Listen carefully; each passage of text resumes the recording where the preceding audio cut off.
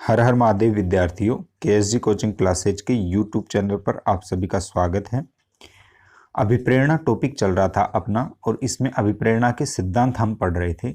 इसका एक पार्ट पूरा हो चुका है अभिप्रेरणा के सिद्धांतों का। आज अपन पढ़ेंगे अभिप्रेरणा के सिद्धांतों का पार्ट 2। अभिप्रेरणा के सिद्धांतों का पार्ट 1 आपके टेलीग्राम चैनल पर भी अपलोड कर दिया गया है, वहाँ से आप नोट्स को डाउनलोड भी कर सकते हैं। तो आइए शुरू करते हैं। आज अपन देखते हैं सबसे पहले तो अभिप्रेरणा का प्रणोद सिद्धांत, ड्राइव थ्योरी। इसको ड्राइव थ्योरी ऑफ मोटिवेशन भी कहते हैं। तो ये क्या है ड्राइव थ्योरी ऑफ मोटिवेशन, आइए देखते हैं। इस सिद्धांत के प्रतिपादक हल एवं स्पेंस थे। इसको मोस्ट लगा लेना, कभी कभी पूछ लिया जाता है ड्राइव थ्योरी ऑफ मोटिवेशन के प्रतिपादक या जनक कौन थे, तो हल एवं स्पेंस माने जाएंगे। इस सिद्धांत को दाब का सिद्धांत भी कहते हैं। अब्राहम मैस्लो के सिद्धांत को मांग का सिद्धांत कहते थे, उसी प्रकार से इस सिद्धांत को दाब का सिद्धांत कहते हैं। इस सिद्धांत के अनुसार अभिप्रेरणा में व्यक्ति या प्राणी में, यहाँ पर व्यक्त थोड़ा गलत टाइप हो गया है, व्यक्ति या प्राणी में एक विशेष अवस्था पाई जाती है, इसे प्रणोद की या दाब की अवस्था कहते हैं। व्यक्ति के अंदर ऐसी अवस्था पाई जाती है। प्राणी की इस अवस्था की उत्पत्ति उसकी शारीरिक अवस्था से होती है। जैसे अपन ने अभिप्रेरक पढ़े थे या अभिप्रेरणा का चक्र पढ़ा था, उसमें भी अपन ने देखा था कि प्राणी की इस अवस्था की उत्पत्ति किसके कारण से होती है, शरीर की अवस्था। जैसे आपको आपके शरीर के अंदर पानी की कमी हो गई तो आपको प्यास लगेगी। तो ये जो अवस्था दाब कब उत्पन्न होता है, शरीर की अवस्थाओं के कारण से दाब उत्पन्न होता है। इस अवस्था के दौरान व्यक्ति काफी क्रियाशील हो जाता है और उसका व्यवहार उद्देश्यपूर्ण हो जाता है। इसको मोस्ट लगा लेना। किस सिद्धांत के अनुसार व्यक्ति का व्यवहार उद्देश्यशील होता है या उद्देश्यपूर्ण होता है। इस तरह से प्रणोद व्यक्ति को एक खास लक्ष्य की ओर प्रेशराइज करता है, धकेलता है। इसलिए जब व्यक्ति को लक्ष्य की प्राप्ति हो जाती है तो प्रणोद की तीव्रता में कमी हो जाती है और तनाव की स्थिति समाप्त हो जाती है। वही अभिप्रेरणा का जो साइकिल है उसी की टाइप का ये सिद्धांत है। फ्राइड का अभिप्रेरक सिद्धांत, जिसे मनोविश्लेषण सिद्धांत कहते हैं, इसका प्रमुख उदाहरण है। देखिए, जो सिगमंड फ्राइड का मनोविश्लेषणवाद का सिद्धांत है वो प्रणोद सिद्धांत के अंतर्गत गिना जाता है। प्रणोद सिद्धांत, सिगमंड फ्राइड को अपन अलग से पढ़ेंगे, पर्सनैलिटी में पढ़ते हैं जनरली अपन। जब सिगमंड फ्राइड पढ़ाएंगे तो उसको और डिटेल में पढ़ाएंगे, आप टेंशन मत लो, अभी यहाँ पे नहीं पढ़ाएंगे। अब दूसरा जो सिद्धांत आता है आज के पार्ट में, वो आता है अभिप्रेरणा का प्रोत्साहन सिद्धांत, प्रिंसिपल ऑफ एनकरेजमेंट। ये भी बहुत इंपॉर्टेंट सिद्धांत है, मोस्ट सिद्धांत है। इसे खिंचाव या प्रत्याशा का सिद्धांत भी कहते हैं। इसको मोस्ट लगा लेना, खिंचाव का सिद्धांत या प्रत्याशा का सिद्धांत। इस सिद्धांत के प्रतिपादक कॉफमैन और वोल्फ माने जाते हैं। इसको मोस्ट लगा लेना, जो भी मोस्ट बोलता जा रहा हूं उनको मोस्ट लगाते जाना। कॉफमैन और वोल्फ ने इसका प्रतिपादन किया था। इस सिद्धांत के अनुसार अभिप्रेरित व्यवहार की उत्पत्ति व्यक्ति की अवस्था यानी प्रणोद उतना महत्वपूर्ण होता है जितना कि लक्ष्य या प्रोत्साहन। इसको वेरी मोस्ट लगा देना। किस सिद्धांत के अनुसार अभिप्रेरणा में प्रणोद का महत्व न होकर लक्ष्य या प्रोत्साहन का महत्व होता है। अर्थात व्यक्ति का एक तो लक्ष्य क्या है और क्या वो लक्ष्य मिल रहा है उसको, ये दोनों चीजें अभिप्रेरणा के लिए बहुत इंपॉर्टेंट है, ना कि प्रणोद। अब ये जो सिद्धांत है ये थोड़ा सा ऊपर के लेवल का सिद्धांत है, नीचे अर्थात ये शरीर से ही जुड़ा हुआ नहीं है, मन से, मानसिक अवस्था से भी जुड़ा हुआ सिद्धांत है। व्यक्ति का व्यवहार इस प्रत्याशा से निर्देशित होता है। प्रत्याशा मतलब किसी को प्राप्त करने की इच्छा हो, प्राप्त मिलने की कुछ आशा हो। तो व्यक्ति का व्यवहार इस प्रत्याशा से निर्देशित होता है कि वह अमुक व्यवहार करके वांछित परिणाम को प्राप्त कर सकता है, इसलिए प्रत्याशा सिद्धांत भी कहते हैं।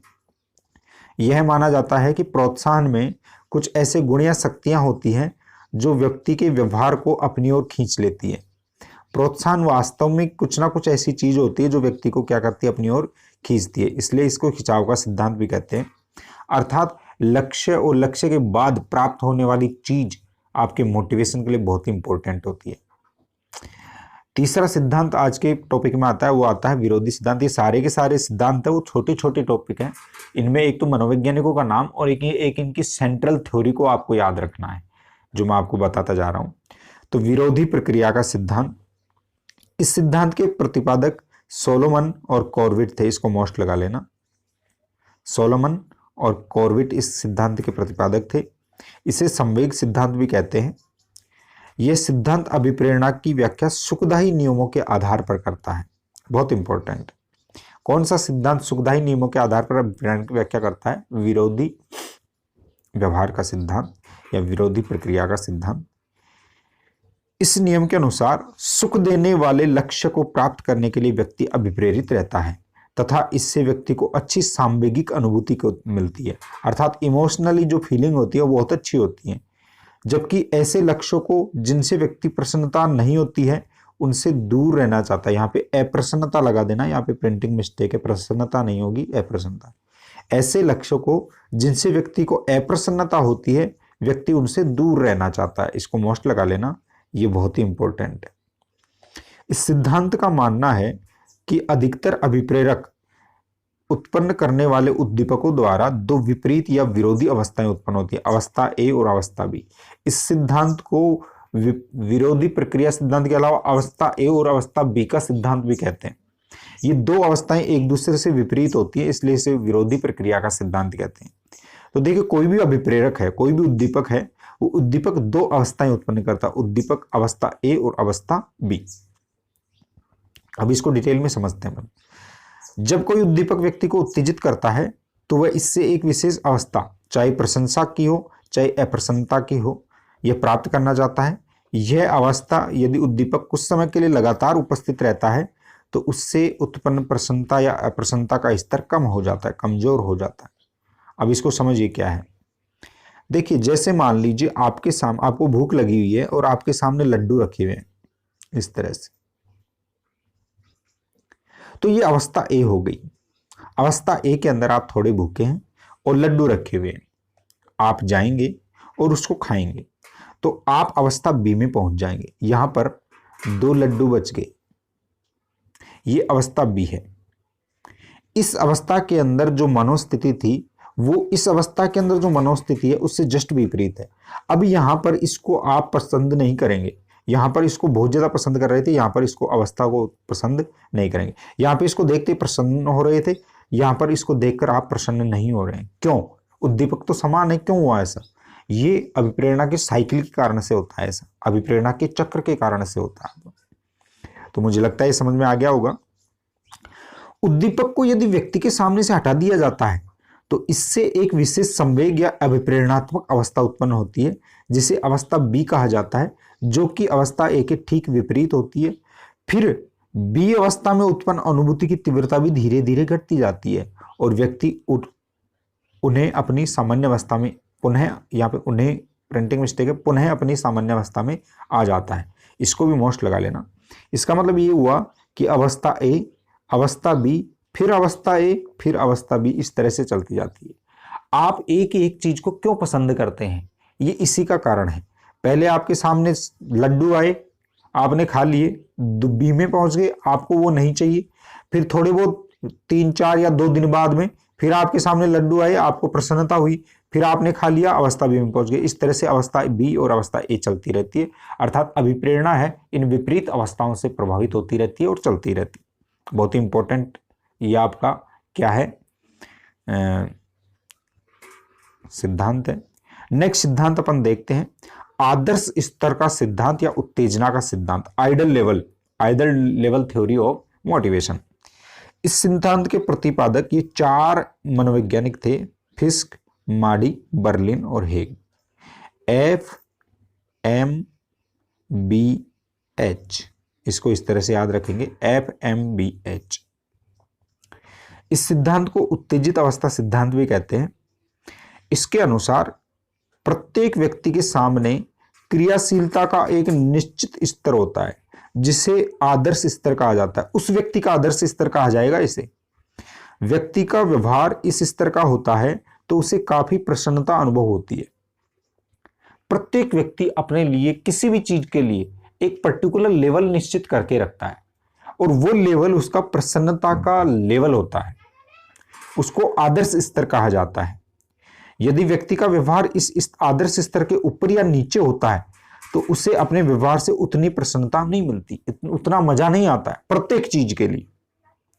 यदि व्यक्ति का व्यवहार आदर्श स्तर से अधिक है तो वह उसे कम करके आदर्श स्तर में लाने के लिए अभिप्रेरित रहता है, और यदि उसका आदर्श स्तर, उसका व्यवहार आदर्श स्तर से नीचे है तो वह उसे ऊंचा उठाकर आदर्श स्तर तक ले जाने के लिए अभिप्रेरित रहता है। इसको मोस्ट लगा लेना। हर एक व्यक्ति के अपने अपने मानक होते हैं और वो प्रत्येक परिस्थिति के अंदर अपना एक आइडल लेवल निश्चित करके रखता है। ना ही तो वो उससे ऊपर में पसंद करता है और ना ही वो नीचे से पसंद करता है। अगर उसका नीचे है तो अपने लेवल को ऊपर बढ़ाकर यहां पर ले जाने का प्रयास करता है, और अगर ऊपर है तो नीचे लाने का प्रयास करता है। सपोज कीजिए कि आप है, आपको एक एग्जांपल देता हूं, आप एक दिन के अंदर 2 घंटे पढ़ते हैं। 2 घंटे का स्तर ये हो गया। सपोज कीजिए किसी दिन आपने 3 घंटे पढ़ लिए। अब देखिए, ये तो आप कहेंगे गुरुजी बहुत अच्छी चीज हो गई, 3 घंटे पढ़ लिए हम तो 2 से ज्यादा, अब इसको 3 को घटा के 2 लाने की क्या जरूरत आ रही है। तो आपके दिमाग में कहीं ना कहीं चलेगा कि मैं ज्यादा पढ़ रहा हूं, ज्यादा पढ़ रहा हूं, ज्यादा पढ़ रहा हूं, जबकि आपको पता होना चाहिए कोई 4 घंटे भी पढ़ता है, लेकिन वो आपके लिए आपका आइडल लेवल नहीं है। आपका आइडल लेवल तो 2 घंटे है, लेकिन आप अपने आइडल लेवल से 1 घंटे ज्यादा पढ़े तो आपके दिमाग के अंदर ये अनुभूति बन गई कि मैं तो ज्यादा पढ़ रहा हूं। फिर आप कम पढ़ने के लिए धीरे धीरे धीरे धीरे डिमोटिवेट होंगे और फिर 2 घंटे ही पढ़ने लग जाएंगे। सपोज करो आपने किसी दिन 1.5 घंटे पढ़े, 1.5 घंटे पढ़े, तो आप कंपैरिजन करेंगे कि मैं रोज तो 2 घंटे पढ़ता था, आज 1.5 घंटे ही पढ़ा हूं। तो आप अपने स्तर को धीरे धीरे बढ़ाने की कोशिश करेंगे और 2 के पास जाने की कोशिश करेंगे। तो ये आदर्श लेवल का सिद्धांत, यही सिद्धांत। नेक्स्ट सिद्धांत आता है आपका वेक्टर या कर्षण का सिद्धांत, वेक्टर और वैलेंसी थ्योरी। ये भी मोस्ट है, कभी कभी पूछ लेते हैं, लेकिन ये जो सिद्धांत है मैं आपको पहले ही डिटेल में, बहुत ज्यादा डिटेल में पढ़ा चुका हूं। जब आपको एडोलसेंस पढ़ाया था तो उसके अंदर अधिगम के सिद्धांतों के अंदर मैंने वेक्टर का सिद्धांत, क्षेत्र सिद्धांत पढ़ा दिया था, तो वहां से आप इसको पढ़ना। चूंकि अभिप्रेरणा के अंदर भी ये आता है तो यहाँ पे इसको बिल्कुल शॉर्ट में मैंने बताया है। तो आप ये मत सोचिएगा कि आपने तो कुछ बताया नहीं सर, इसमें जो टोपोलॉजी, वेक्टर, कर्षण क्या क्या होते हैं सारी डिटेल अधिगम में मिल जाएगी आपको। यह सिद्धांत लेविन ने दिया था, इसको मोस्ट लगा लेना। उन्होंने वेक्टर तथा कर्षण उपागम दिया था, इसकी अप्रोच उसने डेवलप की थी। ये क्या होते हैं वहां पे मिल जाएगा आपको। इसके अनुसार अभिप्रेरणा की उत्पत्ति कर्षण एवं वेक्टर पर आधारित होती है। ये पावर होती हैं जो खींचती और धकेलती हैं व्यक्ति को। कर्षण से तात्पर्य लक्ष्य वस्तु की का व्यक्ति के लिए महत्व होता है। कर्षण क्या है, आपका जो गोल है वो आपके लिए कितना महत्वपूर्ण है, ये आपका कर्षण या कर्षण बल कह जाएगा। कर्षण धनात्मक एवं ऋणात्मक हो सकता है। अगर लक्ष्य का महत्व पॉजिटिव है तो आपके लिए वो पॉजिटिव कर्षण हो जाएगा, और लक्ष्य का महत्व आपके लिए नेगेटिव, अर्थात आपको न चाहते हुए भी कोई कार्य करना पड़ रहा है, तो वो आपका ऋणात्मक कर्षण हो जाएगा। धनात्मक करने वाले लक्ष्य वस्तु से व्यक्ति का तनाव बढ़ता है। निम्न में से किस प्रकार की कर्षण शक्ति उत्पन्न करने वाले लक्ष्य से व्यक्ति का तनाव कम होता है? धनात्मक प्रकार की कर्षण शक्ति। अगर कोई लक्ष्य प्राप्त करने पर व्यक्ति को धनात्मक कर्षण शक्ति अर्थात उसकी तरफ जाना होता है तो व्यक्ति का तनाव कम हो जाता है, उसको धनात्मक लक्ष्य या धनात्मक कर्षण कहेंगे। तो इसको मोस्ट लगा लेना। अब देखिए वेक्टर क्या होता है, इसको इंपॉर्टेंट लगा लेना। वेक्टर से तात्पर्य एक ऐसे बल से होता है जो व्यक्ति के ऊपर प्रभाव डालता है और उसे एक दिशा में व्यवहार करने के लिए प्रेरित करता है। वेक्टर क्या होता है? यूनिडायरेक्शनल होता है, अर्थात तू इधर चल। जैसे आपको जीवन में आगे बढ़ते रहना है, ना कि वहीं पे ठहर जाना या पीछे जाना है। तो वेक्टर होते हैं उस एक ही दिशा में, या फिर यूनिडायरेक्शनल होते हैं, या फिर लक्ष्य निर्धारित होते हैं। जबकि कर्षण बल क्या होते हैं? खिंचाव और रिलीज करने वाले होते हैं। वेक्टर की दिशा तथा शक्ति लक्ष्य वस्तु की कर्षण शक्ति पर निर्भर करती है। वेक्टर उतना ही ज्यादा प्रभावी होगा जितनी कर्षण शक्ति। कर्षण शक्ति यदि वेक्टर की डायरेक्शन में लग रही है तो व्यक्ति बहुत ज्यादा विप्रेरित रहता है। लक्ष्य निर्धारण सिद्धांत, इसको भी इंपॉर्टेंट लगा लेना, इसको गोल सेटिंग थ्योरी कहते हैं। अभिप्रेरणा के इस सिद्धांत के प्रतिपादक लोके तथा लाथम ने किया था। लोके तथा लाथम। इस सिद्धांत में अभिप्रेरणा में संज्ञानात्मक कारणों को महत्वपूर्ण बताया गया है, ना कि उत्तेजना व प्रणोद को। देखो ये जो थे, ये कारण क्या थे? अब से पहले के सिद्धांतों में ज्यादातर जो कारण हैं क्षेत्र सिद्धांत को छोड़ के, वो प्रणोद पर आधारित, उत्तेजना पर आधारित या शरीर क्रिया पर आधारित ज्यादा है। शरीर क्रिया पर, मनोविज्ञान पर या मानसिक शक्तियों पर कम आधारित। जबकि ये जो सिद्धांत है, गोल सेटिंग थ्योरी है, ये बहुत इंपॉर्टेंट है। अभिप्रेरणा के लिए भी गोल सेटिंग बहुत इंपॉर्टेंट होता है, तो इसलिए ये संज्ञानात्मक कारणों को महत्वपूर्ण बताता है। लोके और बात हमने बताया था। इस सिद्धांत का केंद्र बिंदु यह है कि अभिप्रेरणा लक्ष्य के स्वरूप द्वारा प्रभावित होती है। लक्ष्य क्या है उसके द्वारा निर्धारित होती है। लोके तथा बाथम के अनुसार विभिन्न तरह के कार्य होने पर व्यक्ति का निष्पादन उस समय उत्तम होता है जब लक्ष्य विशिष्ट होते हैं। जबरदस्त चीज है ये। जब भी व्यक्ति का लक्ष्य विशिष्ट होता है, स्पेशल होता है, तो वो सबसे ज्यादा मोटिवेटेड होता है। जैसे मान लीजिए आप ऐसी चीज बनाना चाहते हैं जो आज तक बनी नहीं है, उस टाइम में आपका जो दिमाग चलता है, आप जो जिस तरह से मोटिवेटेड रहते हैं, आप अपने अंदर खोए रहते हैं, उसके अंदर डूब जाते हैं। तो सबसे ज्यादा मोटिवेटेड व्यक्ति तब होता है जब वो विशिष्ट लक्ष्य को प्राप्त कर रहा है। स्पेशल, कोई भी चीज स्पेशल होनी चाहिए। जैसे मान लीजिए आप आईएएस की परीक्षा पास करने जा रहे हैं या आईएएस बनने जा रहे हैं, तो उस टाइम आप मोटिवेटेड हाईएस्ट रहेंगे क्योंकि आपका स्पेशल लक्ष्य होगा। नेक्स्ट है, यदि लक्ष्य सामान्य है तो या उसमें विशिष्टता नहीं है तो व्यक्ति का निष्पादन कमजोर होता है। निष्पादन का मतलब होता है परफॉर्मेंस वीक हो जाती है, क्योंकि ऐसी परिस्थिति में व्यक्ति में अभिप्रेरणा का स्तर भी क्या हो जाता है, कम हो जाता है। इसको मोस्ट लगा लेना। नेक्स्ट आता है आचार शास्त्रीय सिद्धांत। इसको इथोलॉजिकल थ्योरी कहते हैं। आचार शास्त्रीय प्राणी शास्त्र की एक शाखा होती है जिसमें पशु व्यवहार का अध्ययन किया जाता है। मानव व्यवहार का भी अध्ययन किया जाता है, लेकिन उसमें मोस्टली पशु व्यवहारों का अध्ययन किया जाता है। इस सिद्धांत के प्रतिपादक कनार्ड लॉरेंज थे। इसको भी मोस्ट लगा लेना। अभिप्रेरणा का आचार शास्त्रीय सिद्धांत की बुनियाद मूल प्रवृत्ति से है। पशुओं का जो व्यवहार है वो किस तरह से संचालित होता है, मूल प्रवृत्तियों के आधार पर संचालित होता है। इसलिए ये जो सिद्धांत आचार शास्त्रीय, वो मूल प्रवृत्ति सिद्धांत से लगभग मेल खाता है। आचार शास्त्रीय सिद्धांत की प्रजाति में दो अवस्थाएं पाई जाती हैं। पहली अवस्था होती है प्रणोद की अवस्था, जिसके स्टेज ऑफ ड्राइव कहते हैं। दूसरी अवस्था होती है निश्चित क्रिया पैटर्न की अवस्था, जिसको स्टेज ऑफ फिक्स एक्शन कहते हैं। अब देखिए ये है क्या। प्रणोद की अवस्था के अंदर व्यक्ति में एक सहज आक्रामक ऊर्जा होती है जो कुछ करने के लिए प्रेरित करती है। पहली अवस्था के अंदर क्या होता है, आदमी कुछ करने के लिए ऊर्जा अनुभव करता है अपने अंदर। दूसरी अवस्था में निवारक अवस्था कहते हैं, जो इसे हटाती है, अर्थात ऊर्जा को निष्कासित करती है। अर्थात वो चीज प्राप्त हो जाती है तो उस टाइम वो एनर्जी रिलीज हो जाती है। जैसे मान लीजिए किसी शेर ने आपको देखा तो वो उसके अंदर एक ऊर्जा आएगी कि मैं उसको खा जाऊं, लेकिन सपोज कीजिए आपने आग फेंक दी उसकी तरफ, तो उसकी ऊर्जा निकल जाती है, निष्कासित होती है, वो दूर भगता है। तो इस तरह से ये दो अवस्थाएं होती हैं किसके अंदर, इस फिक्स पैटर्न थ्योरी के अंदर। मुझे लगता है आपकी समझ में आ गया होगा। अब देखिए नेक्स्ट सिद्धांत आता है मनोविश्लेषणवाद सिद्धांत। इस सिद्धांत को भी अपन किस में पढ़ेंगे, व्यक्तित्व में पढ़ेंगे डिटेल से। यहाँ पे शॉर्ट के अंदर दे रखा है। इस सिद्धांत के प्रवर्तक सिगमंड फ्राइड थे। आप सभी जानते हैं, हर एक बच्चा जानता है इसको। फ्राइड के अनुसार व्यक्ति की समस्त व्यवहार दो तरह की मूल प्रवृत्तियों का परिणाम होता है। पहली होती है वो जीवन मूल प्रवृत्ति, जिसे इरोज कहते हैं, और इनका संबंध रचनात्मक कार्यों से होता है। दूसरी मृत्यु मूलक प्रवृत्तियां होती हैं जिसे थॉन्टोस कहते हैं, और इनका संबंध विनाश से होता है। ये सारी की सारी डिटेल आपको मनोविश्लेषणवाद सिद्धांत जो सिगमंड फ्राइड पढ़ाएंगे। अभी तक मैंने पढ़ाया नहीं है। जो भी मैं स्पेशल टॉपिक्स है उनको स्पेशल टॉपिक से ही पढ़ाता हूँ। जैसे जीन पियाजो को स्पेशल ले रखा है क्योंकि उसमें से अक्सर प्रश्न पूछते हैं। सिगमंड फ्राइड में से क्वेश्चन पूछते तो एक अलग से ही टॉपिक मिलेगा इसका, तो उस टाइम में और डिटेल से पढ़ाएंगे। फ्राइड के अनुसार व्यक्ति को अभिप्रेरित करने के लिए अचेतन मन का प्रभाव होता है। इसको मोस्ट लगा लेना। निम्न में से किस सिद्धांत के अनुसार अचेतन मन अभिप्रेरणा को प्रभावित करता है, तो वो होता है सिगमंड फ्राइड के मनोविश्लेषणवादी सिद्धांत के अनुसार। नेक्स्ट आता है आपके, अब तक जो अपन ने पढ़े थे वो अभिप्रेरणा के सारे सिद्धांत पढ़े थे, जिनमें मुख्य सिद्धांत पहले पार्ट में। दूसरे पार्ट के अंदर जो सिद्धांत हैं वो सिद्धांत केवल मनोविज्ञान और मनोवैज्ञानिकों के नाम और उसकी सेंटर थ्योरी पर आधारित है।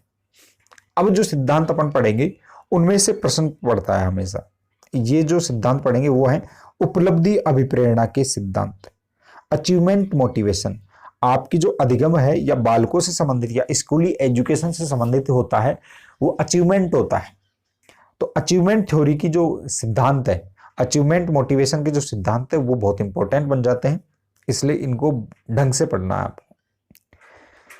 पहले देखते हैं अपन मैक्लिलैंड का उपलब्धि अभिप्रेरणा का सिद्धांत। उपलब्धि की आवश्यकता का तात्पर्य ऐसे अभिप्रेरक से होता है जिससे प्रेरित होकर व्यक्ति अपने कार्य को इस ढंग से करता है कि उससे उसमें अधिक से अधिक सफलता मिले।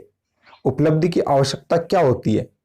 वह अभिप्रेरक जिसमें व्यक्ति अधिक से अधिक सफलता प्राप्त करना चाहता हो वो उपलब्धि कहलाती है। मैक्लिलैंड ने बताया कि जिन व्यक्तियों में उपलब्धि अभिप्रेरणा अधिक होती है वे अपनी जिंदगी में अधिक से अधिक ऊंचे आयाम स्थापित करने की कोशिश करते हैं। जैसे मान लीजिए सचिन तेंदुलकर है। सचिन तेंदुलकर ने विश्व में सबसे ज्यादा शतक बना दिए, लेकिन फिर भी वो शतक बनाए जा रहा है। क्यों? क्योंकि उसके अंदर अचीवमेंट थ्योरी बहुत ज्यादा, उपलब्धि अभिप्रेरक बहुत ज्यादा है। उपलब्धि अभिप्रेरक क्या होता है इसके बारे में मैंने डिटेल में आपको पहले ही बता दिया है पार्ट फर्स्ट में, पार्ट सेकंड के अंदर, अभिप्रेरकों के प्रकार के अंदर। उपलब्धि अभिप्रेरणा सभी व्यक्तियों में समान नहीं होती, इसको मोस्ट लगा लेना। किसी में यह अभिप्रेरक काफी अधिक होता है या किसी में काफी कम होता है। उपलब्धि अभिप्रेरणा TAT द्वारा मापा जाता है, थीमेटिक एप्रिसिएशन टेस्ट, TAT, इसको मोस्ट लगा लेना। इसको हिंदी में कहते हैं विषय आत्मबोध परीक्षण। इसको हिंदी में क्या कहते हैं? विषय आत्मबोध परीक्षण। नेक्स्ट है एटकिंसन का सिद्धांत। अभी मैक्लिलैंड का सिद्धांत अपन ने देख लिया। मैक्लिलैंड के सिद्धांत के बारे में मैंने आपको अभिप्रेरकों के अंदर भी बताया है, उसको भी आपको देखना है। अब आता है एटकिंसन का सिद्धांत। उपलब्धि अभिप्रेरणा का एक बहुत ही महत्वपूर्ण सिद्धांत एटकिंसन तथा ब्रिक द्वारा प्रतिपादित किया गया था। इस सिद्धांत का सार तत्व यह है कि सफलता प्राप्त करने की प्रवृत्ति दो अलग अलग अभिप्रेरकों पर आधारित रहती है। पहला है सफलता की ओर बढ़ने की प्रवृत्ति और दूसरी है असफलता से दूर रहने की प्रवृत्ति। अर्थात मैक्लिलैंड ने बताया कि दो चीज होती है मोटिवेशन के अंदर, उपलब्धि अभिप्रेरणा के अंदर मोस्टली। पहली तो अपनों को फर्स्ट लाना है। जैसे कोई बच्चा है, उसके परीक्षा में किस तरह से मनोस्थिति होती है? एक तो वो बहुत ज्यादा अंक प्राप्त करना चाहता है और दूसरा वह फेल होने से डरता भी है कि मैं फेल ना जाऊं। जैसे फर्स्ट पोजीशन पे भी आने वाला बच्चा होगा, उसके अंदर भी असफलता से तो दूर रहने की प्रवृत्ति होगी और वो सफलता प्राप्त करना चाहता है। तो दो स्थितियां रहती है, मनोस्थितियां रहती है हर एक व्यक्ति के अंदर। वो असफलता से दूर रहना चाहता है और सफलता के पास जाना चाहता है, और वही उपलब्धि अभिप्रेरणा का निर्माण करती है। दोनों प्रवृत्तियां उस समय सबसे अधिक होती हैं जहां पर सफलता की आधी आधी संभावना हो, अर्थात 50-50% हो, तब ये दोनों की दोनों प्रवृत्तियां सबसे ज्यादा, उस टाइम में ही सबसे ज्यादा असफलता का डर लगता है और उस टाइम में ही लगता है कि हाँ मैं कर सकता हूं, मुझे अब इस चीज को छोड़ना नहीं है। इस सिद्धांत में तीन मुख्य पहलू होते हैं: सफलता प्राप्त करने का अभिप्रेरक, असफलता से दूर रहने का अभिप्रेरक और उपलब्धि अभिप्रेरणा। अर्थात ये तीन चीजों पर निर्भर करती है आपकी उपलब्धि अभिप्रेरणा। नेक्स्ट सिद्धांत आता है गुणारोपण का सिद्धांत। गुणारोपण का सिद्धांत वाइनर का उपलब्धि अभिप्रेरणा का सिद्धांत कहा जाता है, इसको मोस्ट लगा लेना। निम्न में से किस मनोवैज्ञानिक ने गुणारोपण का सिद्धांत या गुणारोपण का उपलब्धि अभिप्रेरणा का सिद्धांत खोजा था? वाइनर ने खोजा था। इस सिद्धांत के प्रतिपादक वाइनर थे। उन्होंने 1974 में इसका प्रतिपादन किया था। इस सिद्धांत की यह मान्यता है कि लोग अपने व्यवहार को समझने तथा उसके व्याख्या करने के लिए प्रेरित रहते हैं। आप देख लेना, कोई भी व्यक्ति होता है वो अपनी विशेषताएं बताता है आपको बैठा बैठा। आपको कोई भी काम करेगा तो बताएगा मैं कैसे करता हूं, और अपनी व्याख्या करता है कि मैं ऐसे सोचता हूं और ऐसा सही है ऐसा गलत है। प्रत्येक व्यक्ति होता है। वे अंशतः विभिन्न कारकों के रूप में गुणारोपण करते। गुणारोपण का मतलब इस चीज का क्या तो बेनिफिट है और क्या नुकसान है। गुण और आरोप, अर्थात प्रत्येक चीज का वो क्या करते हैं, तर्क वितर्क करके और उसको जस्टिफाई करते रहते हैं। जैसे किसी कार्य में सफलता मिलने पर व्यक्ति इसका मुख्य कारण अपनी योग्यता तथा क्षमता को बताता है। देखो हमने कर दिया ऐसा है ऐसा। इस तरह से अगर कोई व्यक्ति कहता है तो वह व्यक्ति वास्तव में गुणारोपण कर रहा है। वाइनर का मत है कि जिन कारकों के रूप में व्यक्ति अपनी उपलब्धि व्यवहार का गुणारोपण करता है उसमें मुख्य रूप से दो आयाम या दो विमाएं होती हैं। मतलब गुणारोपण के सिद्धांत के अंदर उपलब्धि अभिप्रेरणा के दो आयाम बताए गए हैं। पहला आयाम का संबंध संभावित कारण के स्रोत से होता है जो बाह्य या आंतरिक हो सकते हैं। अर्थात उपलब्धि अभिप्रेरणा क्या होती है, उसके अंदर बाह्य या आंतरिक कोई कारण होते हैं या स्रोत होते हैं जिससे व्यक्ति कुछ करता है, या तो व्यक्ति के अंदर कोई आंतरिक ऐसी कोई चीज होगी जो किसी चीज को पर्टिकुलर वे में करवाएगी, या कोई बाह्य चीज होगी।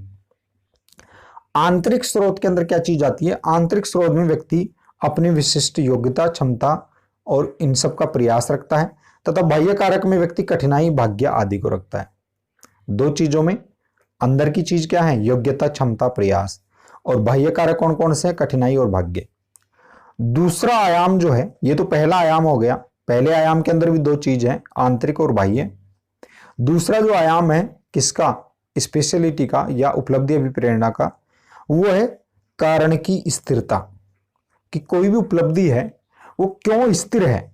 कुछ लोग क्यों रिटेन कर लेते हैं और कुछ लोग एक बार तो मोटिवेट होकर बहुत ऊपर चले जाते हैं और फिर डाउन चले जाते हैं। तो ये बहुत ही इंपॉर्टेंट वाइनर ने सिद्धांत दिया था। अब दूसरा जो वो है विमा है, उसकी जो व्याख्या है उन्होंने ये कही कि इस आयाम का संबंध उन कारकों के सापेक्ष स्थायित्व से है जिनसे परिणाम प्रभावित होता है। उदाहरण के स्वरूप आंतरिक क्षमता तथा कार्य की कठिनाई स्थायी कारण है जो व्यक्ति के साथ सतत बने रहते हैं। जैसे कोई व्यक्ति है, कोई बालक है, एक बालक को 5 का पहाड़ा एक बार में आ गया, दूसरा बालक है वो 5 के पहाड़े को नहीं सीख पा रहा, तो या तो उस बालक को वो कार्य ही कठिन लग रहा है, या फिर उस बालक के अंदर वो आंतरिक क्षमता ही नहीं है जो नहीं कर पा रहा है इस चीज को। तो दूसरे विमा के कारण क्या होता है कि कोई भी चीज स्थायी और अस्थायी क्यों होती है। कुछ लोग तो किसी चीज को प्राप्त कर लेते हैं, कुछ उसको रख भी लेते हैं, कुछ लोग प्राप्त करके छोड़ देते हैं या प्राप्ति नहीं कर पाते। तो स्थायित्व से रिलेटेड चीज होती है, एक तो अचीवमेंट और दूसरा स्थायित्व। तो मुझे लगता है ये चीज आपकी समझ में आ गई होगी। तो इस तरह से आपके ये उपलब्धि अभिप्रेरणा के सिद्धांत आ गए थे। आज के वीडियो में अपन इतना ही पढ़ेंगे। कोई चीज समझ में नहीं आ गई हो तो आप कमेंट बॉक्स में डाल दीजिएगा। और आज के लिए इतना ही। हर हर महादेव।